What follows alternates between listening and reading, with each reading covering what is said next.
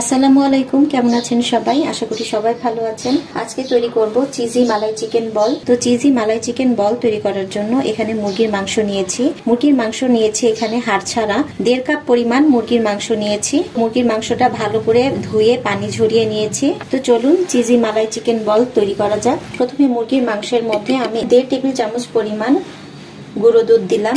এবার দিচ্ছি লেবুর রস, লবণ দিচ্ছি স্বাদ মতো, 3টা এলাচ দিয়ে দিলাম। দিয়ে এবার এটা ভালো করে মাখিয়ে নেব।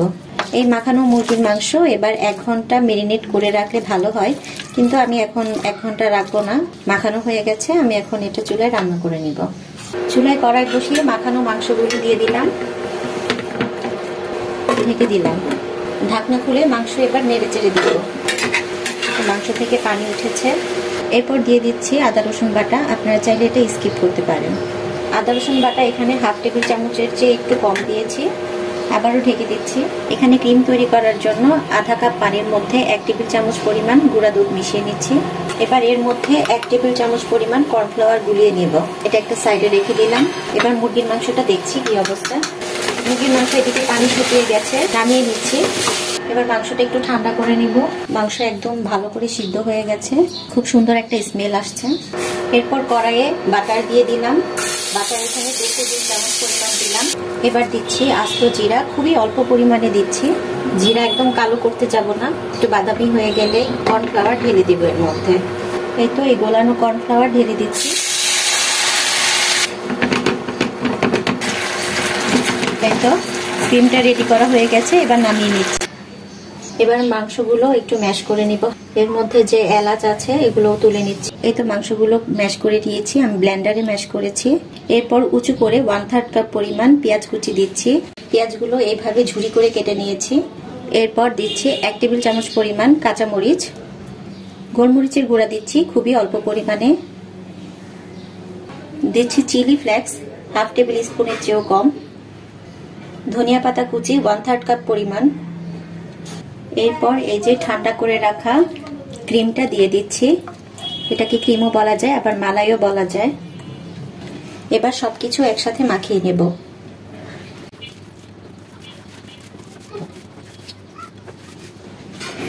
তো এবার দিচ্ছি পনির। পনির আমি একটু বড় বড় করে কুচি করে কেটে নিয়েছি। আবারও সবকিছু মাখিয়ে নিচ্ছি।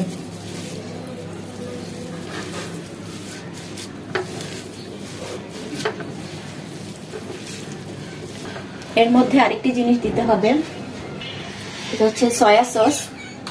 একটু সয়া সস দিয়ে দিব, না দিলেও হয়, বেশি দিব না, অল্পই দিব। এই তো মাখানো হয়ে গেছে। এবার ছোট ছোট বল তৈরি করে নেব। হাতে একটু তেল মাখিয়ে নিয়েছি। এবার ছোট ছোট বল তৈরি করে নিচ্ছি। তো এরকম ছোট ছোট বল তৈরি করে নিচ্ছি।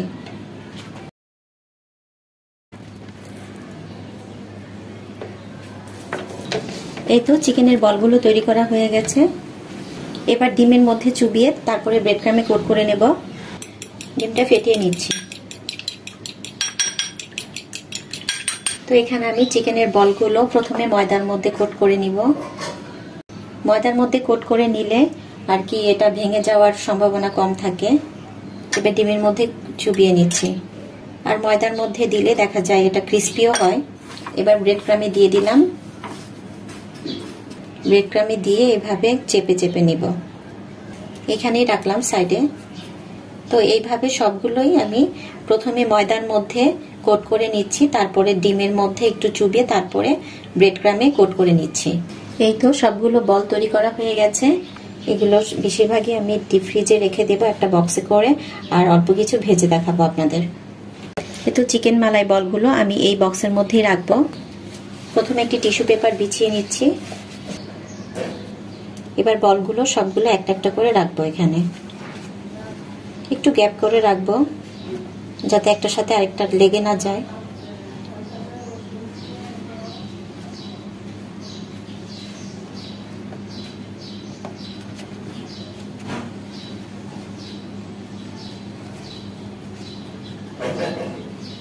এই তো এইগুলো আমি ফ্রিজে রেখে দিচ্ছি।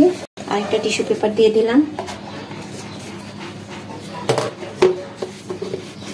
এইভাবে বক্সে করে রেখে দিলাম, যখন তখন বের করে ভেজে খাওয়া যাবে। বাকি যে চিকেন বলগুলো আছে সেগুলো আমি ভেজে দেখাবো। এই তো তেল গরম হয়ে গেছে, এখন চিকেন বলগুলো আমি ভেজে তুলবো।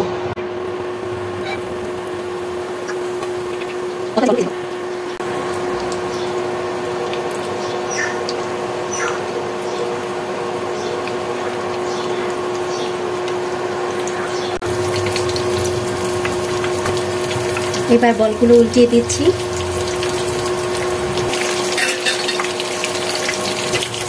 চিকেনের বলগুলো ভাজা হয়ে গেছে, নামিয়ে নিচ্ছি।